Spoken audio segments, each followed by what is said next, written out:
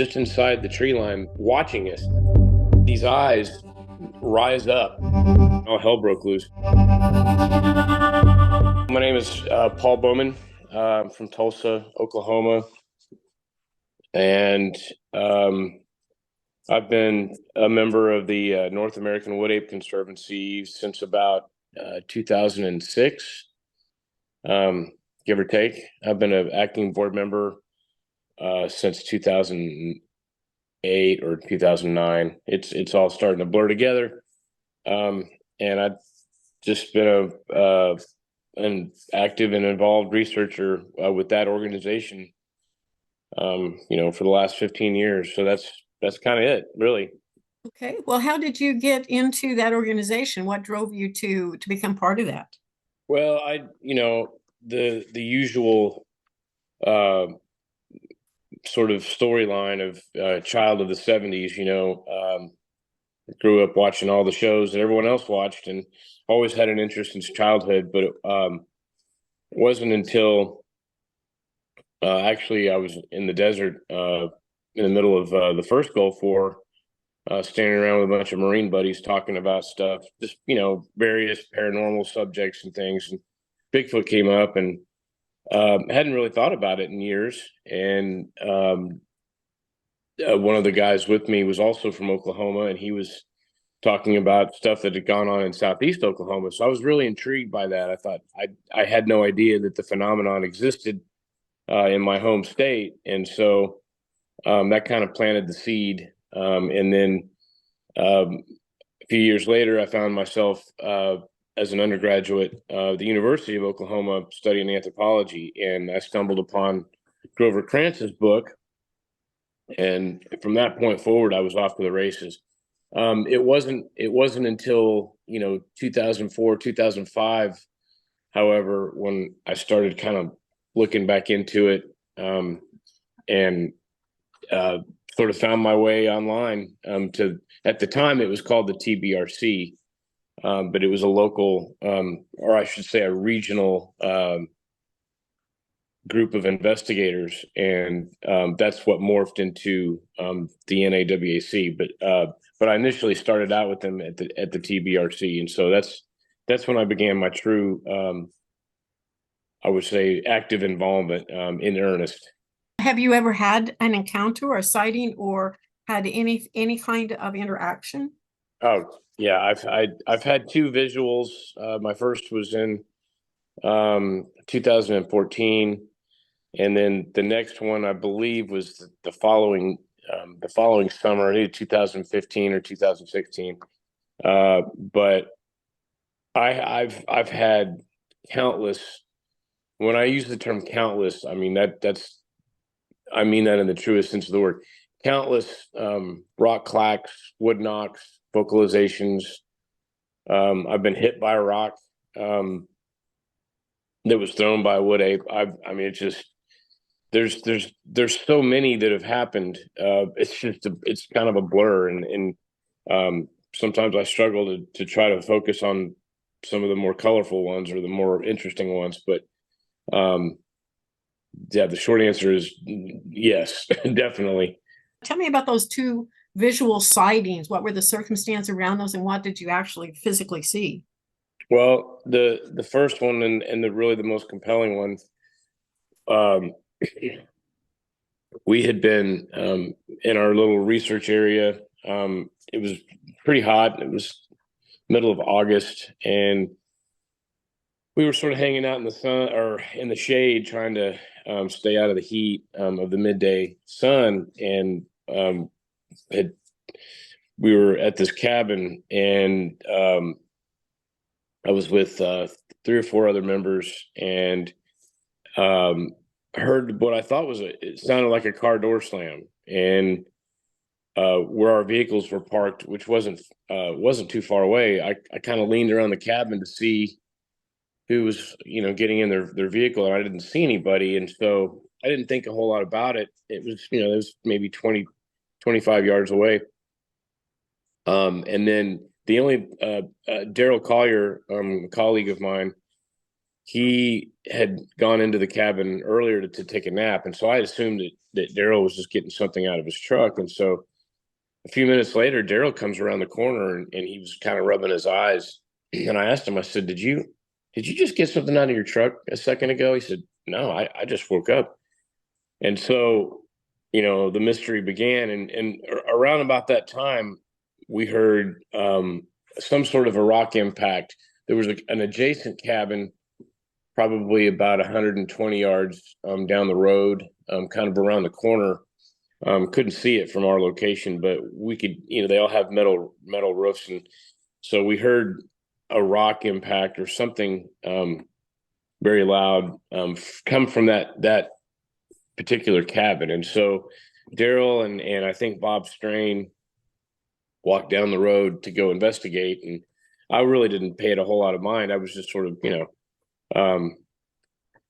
just kind of relaxing. And I may have been actually working on a pot of coffee, but at some point, a few minutes go by and they came back and decided to kind of gear up and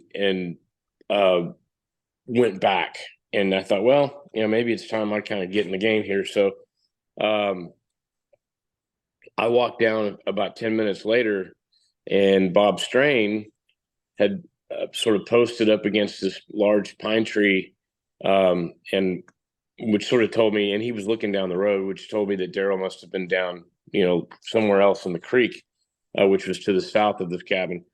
And so when I got up on Bob and I posted on the tree next to him, he was looking down the road to the west, and I was looking due south towards the creek. And I saw movement in the trees about 70 yards to my south, and I couldn't really tell who was there. And so I kind of leaned over and asked Bob, I said, Bob, who's down in the creek? And he looked over his shoulder and said, well, I think Daryl's down there somewhere. So I just kind of had it in my mind that Daryl was who was walking through the trees there. And there was a point in that there's two large trees that sort of converged at their base, and then they grew off separately, and there was a big open space behind them. And there just so happened to be a spot in the canopy where the sun was shining down behind those two trees. And so I could see, very clearly right in that area because of the sunlight. And this person or thing or whatever was walking straight in that direction. So I thought, well, here in a few seconds, I'll see who's down there, And as soon as it walked into view, unobstructed, by trees and foliage, I was really confused. It didn't look like Daryl, and I don't really at the time. I think honestly, and I've thought about this for years. I think I had Patty on the brain, and always expected that when I'd see my first wood ape that it would look like Patty, and this didn't fit that bill. And so I thought, well, and my first thought was, well, who the hell is that? And they kept walking, didn't see me. And then they were obscured again by foliage. And so I thought, well, I was really confused at first, and I started going over in my head, and I realized that, well, I started comparing in my head, what I just saw versus what I thought I was going to see, which was a person, or Daryl. And I realized that Daryl was wearing, and Daryl walked out about 10 minutes later in a different area. And I immediately realized that I didn't see Daryl, that it was obviously something else. But what I saw was tall, probably 6.5 to 7 feet, very lean, sort of almost lanky, but I would say built more like a running back. I could see like a V, like its shoulder girdle was sort of cut like a V. It was very trim at the waist. Arms were just sort of kind of lanky. It was two-toned. It had on the chest area and in the face, it was sort of the best I could explain would be like almost a grayish green, like an olive drab color, sort of almost a skin tone, like the underbelly of a dog or something. and then everything else was red, from like the arms and the shoulders and the head was kind of a shaggy reddish brown uh, hair, and it had a pointed sort of a pointed shaped head, and again, like around the face and the eyes and the mouth was the same color as the fleshy tone of its chest. And it was just walking very casually, but somewhat with purpose. And I found out later that Daryl, uh, 15 or 20 minutes beforehand, when he had gotten down there, he walked down to the south of his cabin and he had busted two black ones that had jumped up and gone into the creek and gone upstream. And he gave chase. He pursued them upstream. And so I think what had happened was that this one had been in the area with the other two and was either I don't know, was fleeing or was at least walking away from Daryl's location when he started to come back to the west downstream. I don't know. It's full of speculation, but this thing it had this just sort of odd, casual but purposeful walk to it. And in the area where it was walking, and I'd been there, many times, it was just adjacent to the creek, which was dry at the time, and it's covered in loose, small, cobbles of rock, and it's just sort of a field of this loose rock as you get approach the stream, and it's covered in vines and briar and poison ivy, and you can't really see the rocks underneath. It's very precarious to walk there, and this thing was just walking normally, strolling. It had, its arms were free and swinging. And that was later how I made the comparison with Daryl. Daryl was carrying a rifle at the time.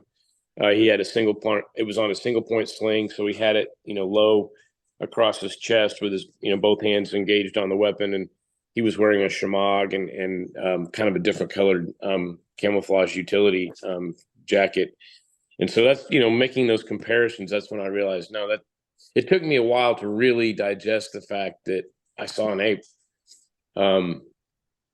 It's really strange because I've been doing this for a while and had no qualms about, their existence. But when I finally saw one in the flesh, it was a really bizarre sort of experience. And because it's not that I second guessed myself.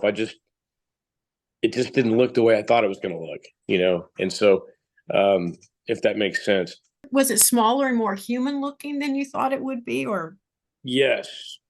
At that distance, it was. It looked like, honestly, it looked like a man wearing. I mean, at first, again, it was the colors that sort of threw me off, but I really sort of focused on its chest and stomach and its face, and everything else. The red was, since it was in the sun, it looked like I had a halo, like a red halo, all over its arms and shoulders and head. But for some reason, I think I fixated on the color of its skin, and and the way it moved, it was a lot more man-like, I think, than what I was anticipating. And I thought that it almost looked like a guy that was wearing sort of a ski mask with sort of the leafy camouflage. We called it gillyflage back in the day. And so that's, and it just struck me as odd. It was just not, it didn't have, to me in my mind, it didn't have that classic, patty-esque huge bulk to it. It was just a lot leaner. I think, honestly, I think it was probably a young adult. There was one that has been seen before, particularly in that area that is matched that same exact description. So I think that maybe that was the one that I saw, and it's all speculation. We've seen several down there that are much, much larger. One that's every bit of 8 feet tall. It's slate gray like a jackrabbit, and head to toe. And so we sort of postulated that that's the alpha male of that troop. But yeah, you could say that. And again, I couldn't make out detail in the face. It was really just a variance in the skin tone versus the hair. Uh, but it definitely had more of a man-like sort of appearance. Any explanation as to why it moved through that area so smoothly, as opposed to like a human being that would go through that area would have some difficulty with that? Well, I mean, that's its natural habitat. It's their front yard. I just they're one thing in other experiences that I've had down there with these animals, they're so unbelievably fast and agile, and um, if anything, to me, in my mind, that's what makes them less man-like, is the fact that they can navigate in that hostile environment so easily, without stumbling. And I mean, I've literally probably within 60 or 70 yards of that spot. I've sprained my ankle, before in that creek bottom, and it's just you can't see where you're walking. And it's very loose and crumbly, and the rocks are anywhere from the size of a suitcase to a small softball, and they're loose, and so it's not sure footing. And then of course they're covered in vines and stuff, so it's like you can't really see. You have to be real careful and watch where you step. um and this thing was just literally like walking down the sidewalk. um and like I said, quite smoothly. And that was almost a little bit unsettling now that I think about it. But that's just that's what they're equipped to do, best we can tell. So the other sightings you've had, tell me about those. The next one was a little less exciting. I had been, ironically, I was in the same spot, in the creek where this thing had been walking, by 10 or 15 yards or so. We had in the past we had set up, we called it OP1. We'd set up a ghost blind there, kind of at a point where the creek converges. There was sort of an island there, and just across from there, there was a kind of a cutout along the embankment, where the stream had eroded away some of the bank. And there's kind of a large boulder that had sort of sloughed off the cut bank there, and it was just sort of resting. And so what I had done is I had wedged myself in between that boulder up against the bank, and I sat there for probably close to 3 hours. Saw a sizable brown bear. I'm sorry, black bear. Uh, that really surprised me. It had crossed the creek probably 50 yards upstream from me, and it was a huge bear. And I had estimated probably somewhere around 600 pounds, and which just didn't seem right to me for Oklahoma. But come to find out, later that year, the state record bear, which I believe was 680 pounds, was killed in the same county. So, not out of the realm of possibility. But so I was kind of excited about seeing the bear, but it began to rain. It was kind of drizzling a little bit. And after, the third hour, I decided to bug out and head to camp. And so as I crawled out, and I was all, I didn't have a full ghillie, but I had sort of a partial. I was camoed up pretty well, and so when I crawled out, as I sort of came around this boulder to climb back up onto the bank, something had been in a tree, just basically behind me, up on top of the bank. And you have to understand, and it's difficult to visualize until you see it, but the entire south side of the creek there, along the cut bank, there's just once you get past the edge of the bank itself, it's just this wall of vegetation. I mean, it's literally a green wall of vegetation, and you can't see into it. And there was a tree right there on the edge, and this whatever it was in the tree.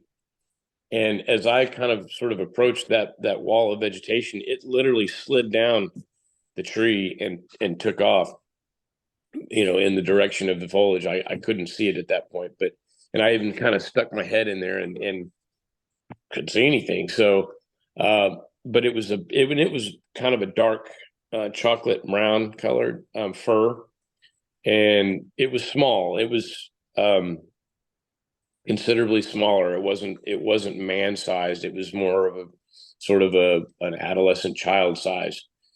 And we have had other members of our group have had visuals of what looked like chimps. Similar thing where they hear a sliding, almost like something sliding down bark, turn to look, and then they see these three little chimp like things walking off, into the brush. And so that was kind of what happened on that, for that event.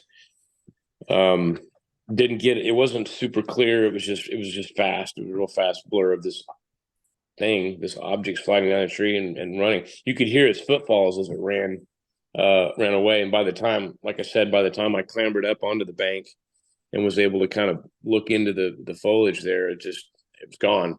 So, But other members of your party, have they had more vivid experiences?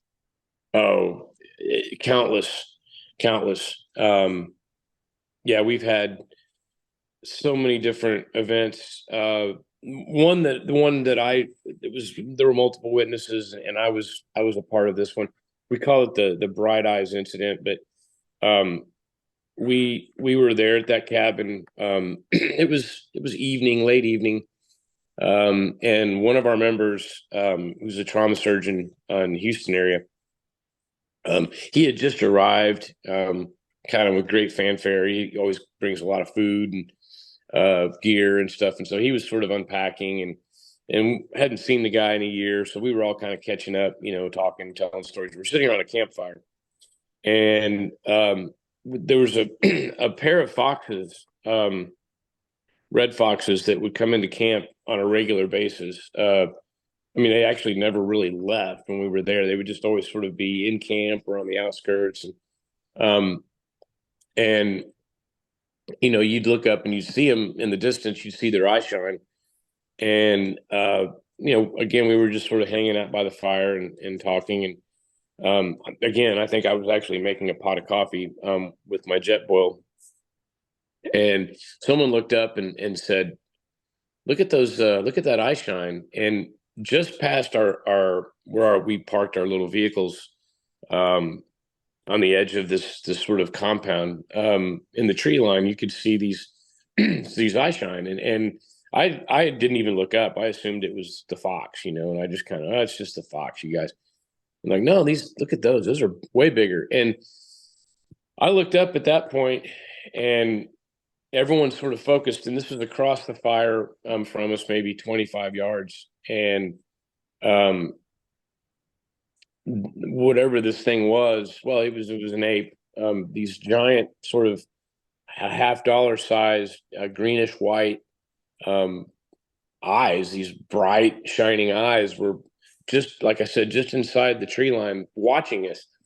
And the weird part is when everyone kind of started looking over there and clicking on their headlamps, it obviously realized that it was busted. And so it had been down probably maybe 3 feet off the ground, in the trees, and then you just see these eyes rise up, and then it turned, and then you could hear it started tearing off up towards the side of the mountain.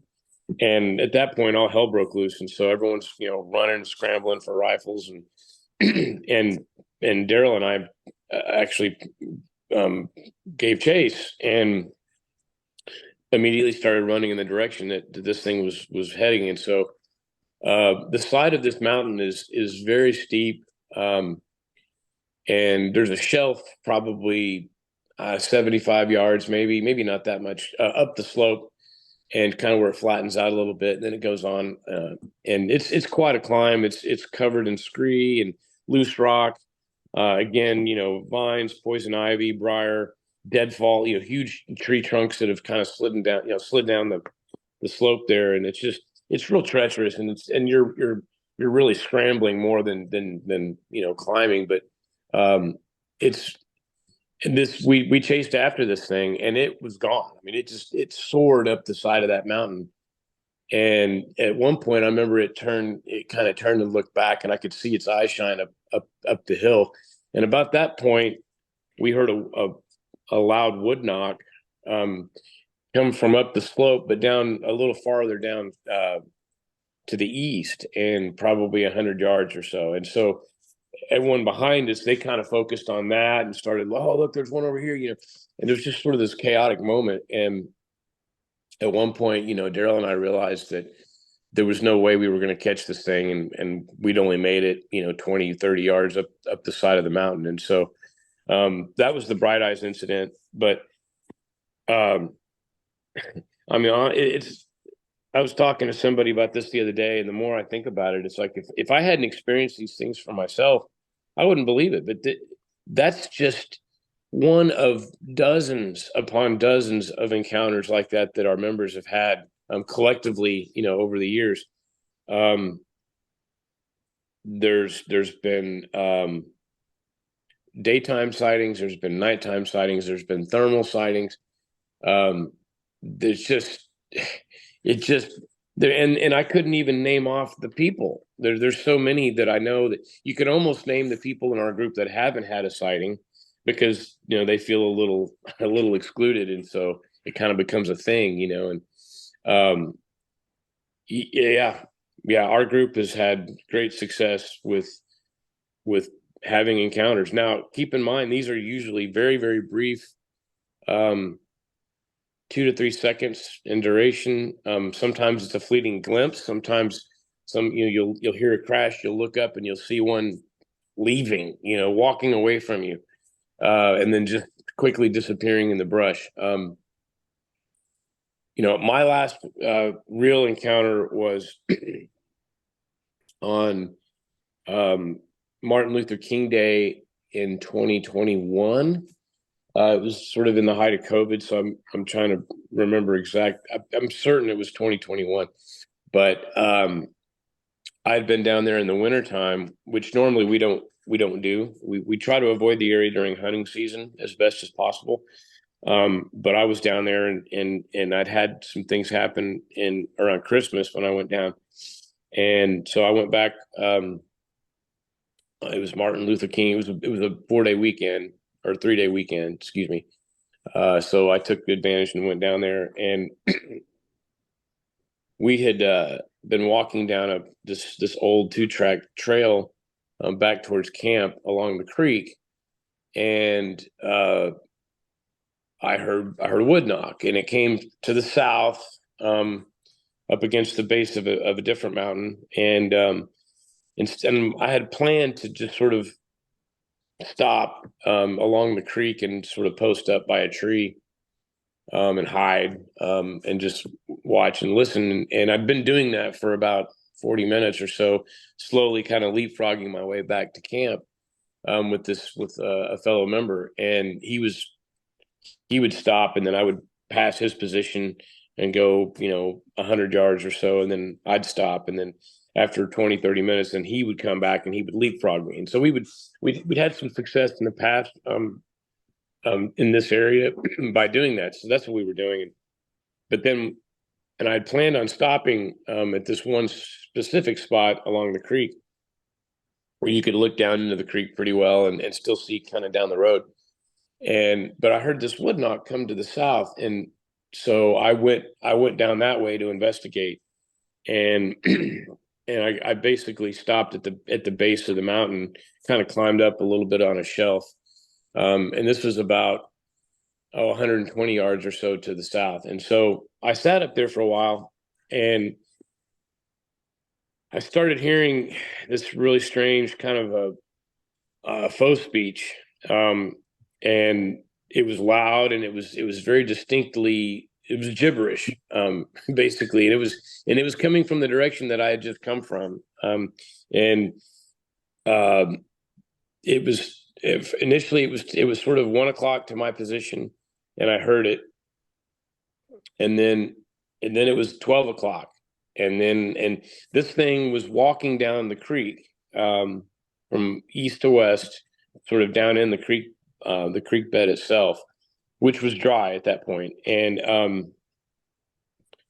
it was just it was just kind of making this really strange gibberish, mumbling sort of sound.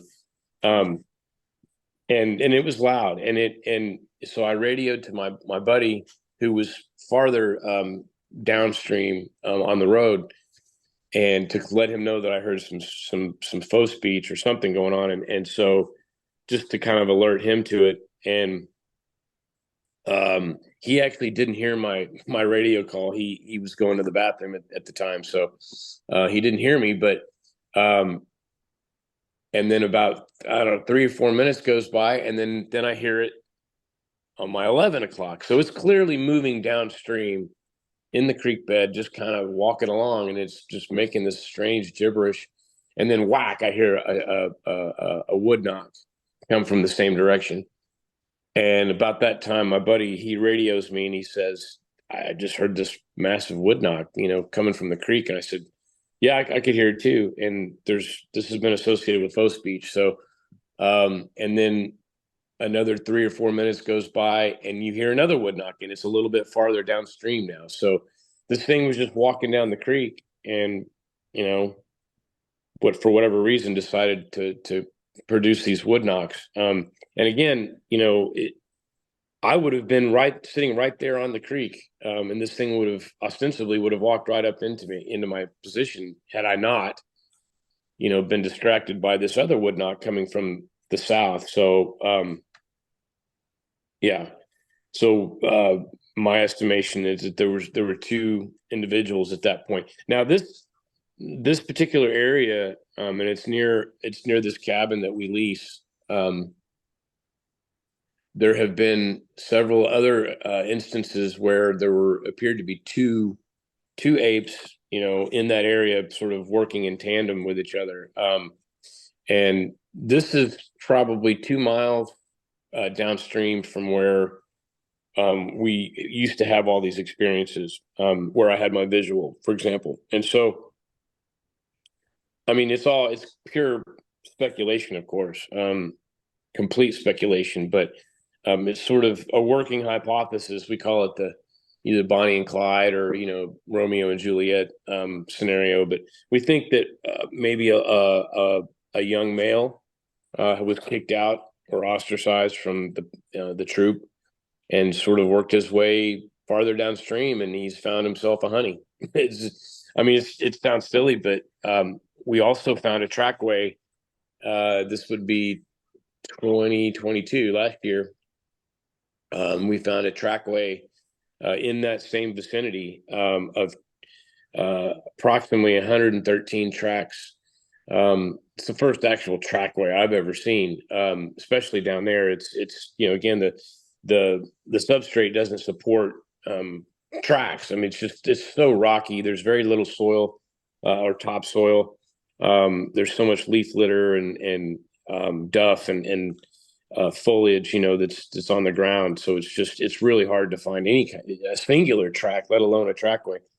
And so we were quite surprised, but and we mapped it. We spent 2 days documenting and mapping and measuring, and what we were able to discern was that there were two individuals, one with 17.5-inch tracks, and the other were about 14. And so at one point they were actually walking single file. And so they were, walking into each other's, their own tracks. And then they veered around a structure and went to either side. But so in our mind, that kind of bolsters that maybe it's a male and a female, and, who knows? But yeah, that was my last real encounter. In fact, I haven't been to the valley since then, but work obligations and whatnot, but just countless.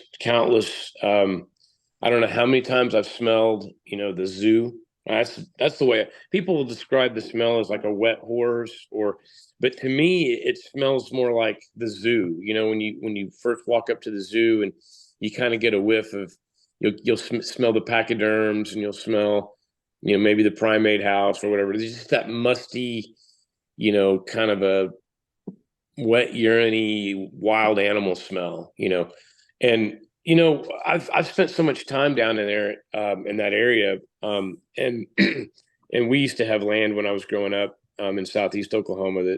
So I'm used to smelling odd things, and you just kind of get used to being out in nature, specific to that area, and I've been an active deer hunter most of my life, and when all of a sudden you're confronted with this overwhelming smell that you've never smelled before, and it seems really out of place, but you recognize it because it's like I've smelled that smell at the zoo, you know. And so when it hits you, you're like, oh, wow, what's that? And so I can't tell you how many times that's happened, to me and to others, in that area, and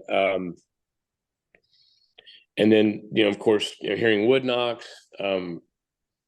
Rocks, hitting these cabins. Um, just, the mouth pops. That's another. When they make that sound, it's a little unsettling. And it's just bizarre, And then of course the faux speech and the growls and the grunts and the whoops and it's just at this point in the last 16 years, it's all one big blur to me, because it's just happened so many times.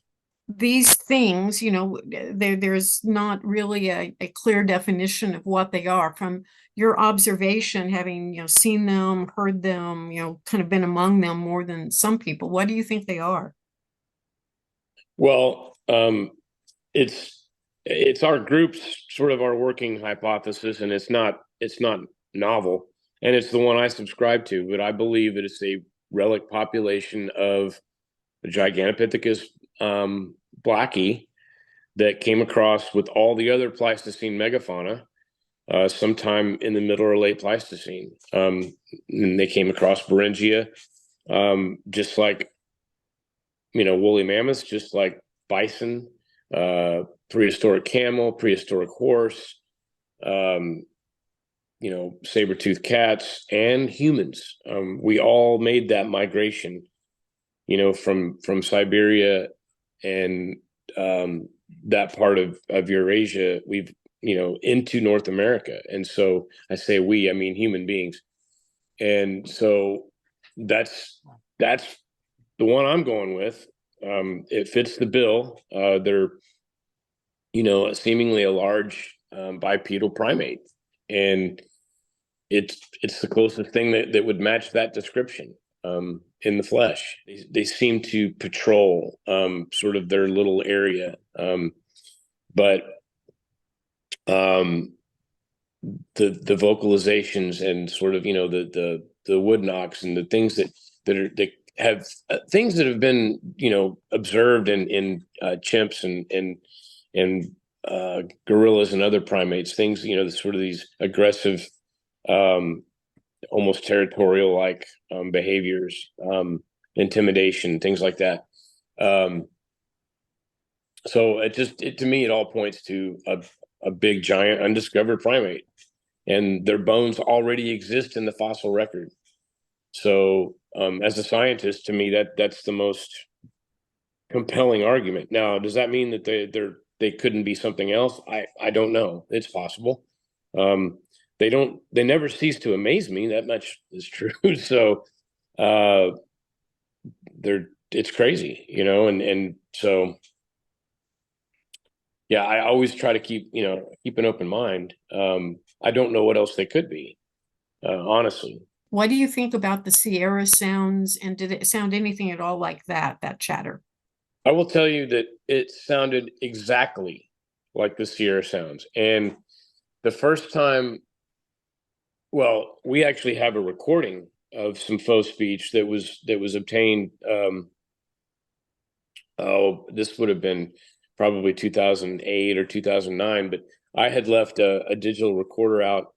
And again, Daryl Collier and we had just sort of gone to bed, and where he was situated in this cabin that we were sleeping in, I couldn't hear over the din of the night sounds, insects and frogs and whatnot. crickets, and but he could hear more clearly things that were happening on his side of the cabin, and it just happened to be right above the creek, and he could hear something walking up, footfalls, something walking up the side of the creek towards the cabin, and it growled. And so Daryl started kind of cussing it. And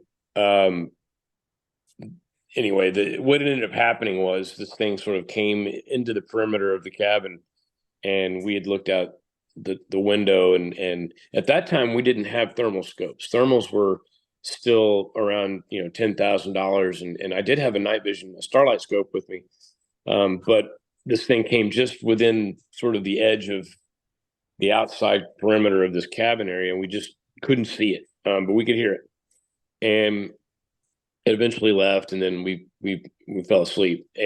But sometime during the night it returned, and the recorder picked up some growls and grunts and faux speech, and I remember thinking to myself, hey, and I had, what's odd is that we had just had a conference recently, and I had talked to Kathy Strain, and I misunderstood what she was saying, but she was quoting some other investigator, I believe, who was against or didn't believe that the Sierra sounds were legit, and basically stated that they were a hoax. And she was relaying this to me, and I took it to mean she thought that or something. I got confused.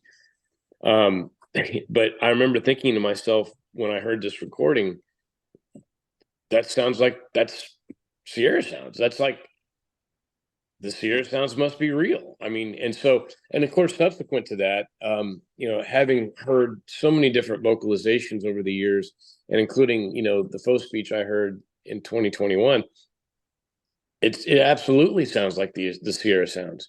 I can't listen to the Sierra sounds now without getting chills, because now I know that's the sounds they make or are capable of making. So, yeah, I'm totally on board with that. Have you heard any of the evaluation of those Sierra sounds as to breaking them down into what seems like some kind of a communication or language? I've heard, I'm aware of those, but I have not delved into them, so I wouldn't be able to comment. You don't get out a lot these days. Does your group also do they get out and Oh report yeah, back to you or anything? we just finished up our summer operation last week. Um, yeah, I wasn't able, because of work commitments, I wasn't able to make it down this summer. Um, but yeah, we have every year we have anywhere from 12 to 16 weeks of effort each summer, and then occasionally we'll do, like I mentioned, we might spend a long weekend over the wintertime um, as well, and smaller teams. But yeah, we continue to try to maintain a presence there. What is the goal of the group? Are you looking to get evidence of one or capture one? I mean, what is your goal? It's species documentation and discovery. So yes, I mean the short answer is yeah. We're trying to take a specimen. There's no easy way to say it. There's no way to sugarcoat it. Um, and because that is what science requires. They require a specimen, a holotype type specimen. Um, Otherwise, we're chasing the tooth fairy as far as science is concerned. And so that's our number one goal, is to document the species. And if we can't document it by killing one, then members that don't carry rifles carry cameras, and so we're still trying to maintain or to obtain some type of uh, visual evidence of some kind.